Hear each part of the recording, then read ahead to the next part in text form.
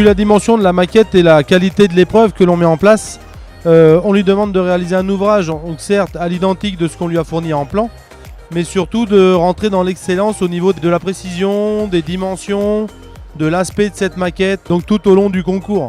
Hier et avant-hier, il a essentiellement fait la construction, donc toute la partie ossature, la partie plaque avec les différentes plaques. Là aujourd'hui, il va attaquer toute la partie finition, tout ce qui est les joints, l'aspect de finition des enduits, l'aspect de finition du plâtre, la pose des protections d'angle, qui là vont être plus notés sur un aspect esthétique. Il est vraiment concentré, il arrive à vraiment gérer le stress, les gens, il s'enferme dans sa bulle.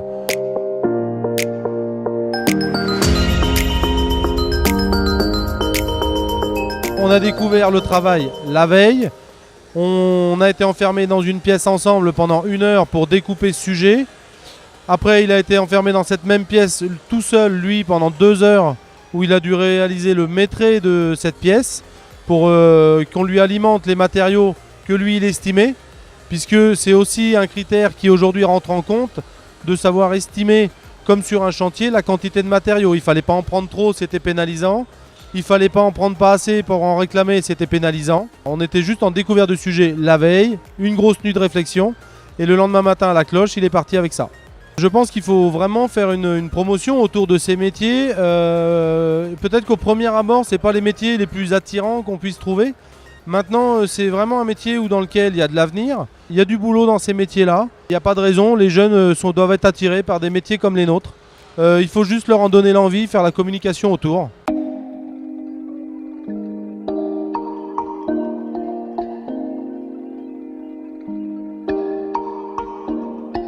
Je ressens une bonne fierté pour lui et puis pour moi bien sûr, et aussi pour le centre de formation où on arrivait à élever des compétences avec ce jeune pour qu'il arrive à un tel niveau. J'en suis à mon 3e jeune qui part en international.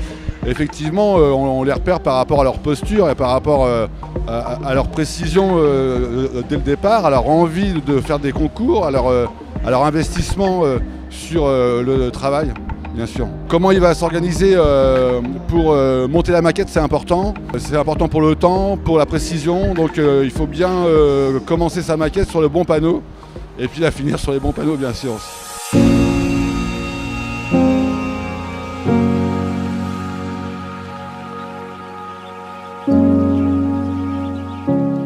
Les principales qualités d'Alexis, c'est effectivement celle de l'investissement, de la rigueur, de la capacité à être centré sur ce qu'il a à faire. Et puis je crois qu'il y a surtout la motivation. Je crois que c'est un jeune homme qui l'a montré dans tout son parcours au CFA. C'est sa motivation pour faire toujours du mieux qu'il peut. Et aujourd'hui, il le montre encore, je crois. Donc voilà, j'espère que ces qualités-là sont celles attendues de toute façon de tous les candidats. Et puis l'envie de réussir, et je crois que c'est ça qui va aussi lui permettre de poursuivre au mieux l'aventure.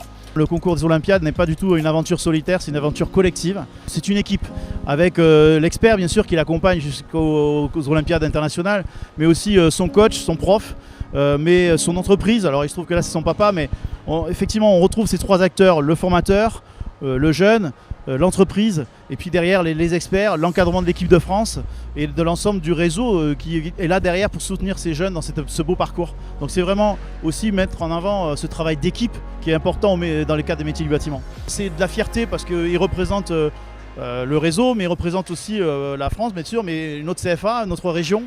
Et puis quel que soit le résultat, alors je ne vais pas me projeter dans les 3 jours qui viennent, mais le sentiment du devoir accompli. Parce qu'effectivement, on sera allé au bout de cette aventure et que je vais lui espérer qu'au bout, il y aura une médaille.